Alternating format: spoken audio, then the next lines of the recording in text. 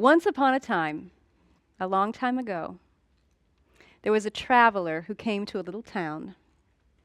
And in the town square, he found 3 stonemasons hard at work. He walked up to the first stonemason and said, "What are you doing?" And the stonemason wiped the sweat from his brow and wearily looked up at him and grumbled, "I am cutting a stone."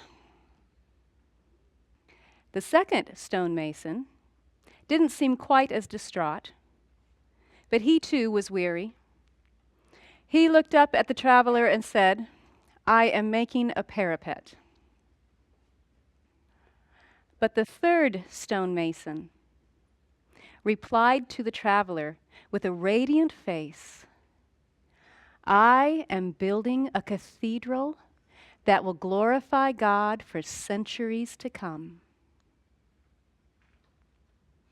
I think that little parable is a great reminder for all of us when we enter the high school years. It seems like it's very easy when we get, especially to high school, to get head down looking at the tasks in front of us, and we lose sight of the big picture. For many of us, when we started homeschooling in a Charlotte Mason way, we had the big picture clearly in mind. Our goal was to develop a person, to teach the whole child. But then as time goes on and we see a lot of tasks looming ahead of us in the high school years, and we hear a lot of voices coming at us from all the different angles, it's easy to lose sight of the big picture and get tunnel vision. And so we want to talk today. We will talk about some of the tasks that are ahead of you, but we want to approach those from a reminder of seeing the big picture. You are working on a person who will stand to glorify God for years to come. Sometimes we shift focus. Instead of our goal being to develop a person, we start getting short-term vision. And we think our goal is, let's just get this kid graduated. Or our goal is, let's just get a good grade on the SAT. Or our goal is, let's just get him into college. Or let's just get him a job.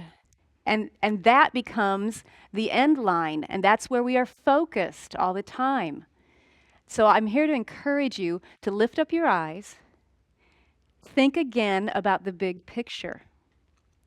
Some possibilities of goals that we want to recommit to. These might not be your exact goals, but maybe they will remind you of what your goals were. One possibility is maybe you want your child to become a thinking person. Maybe that was one of your goals when you started. That my child will be a thinking person. He will be well read. He will know good ideas, not just facts. That's all part of being a thinking person.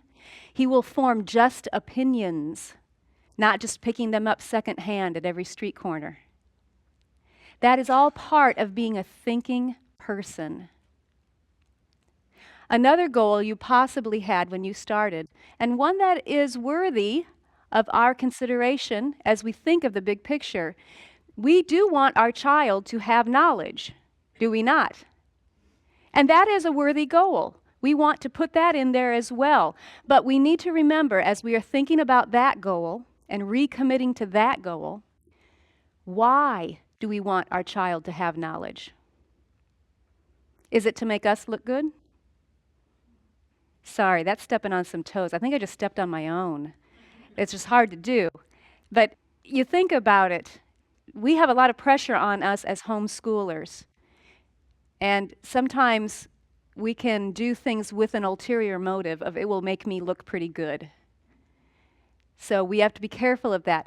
Really, do we want them to have knowledge so they can compete with others and show others up?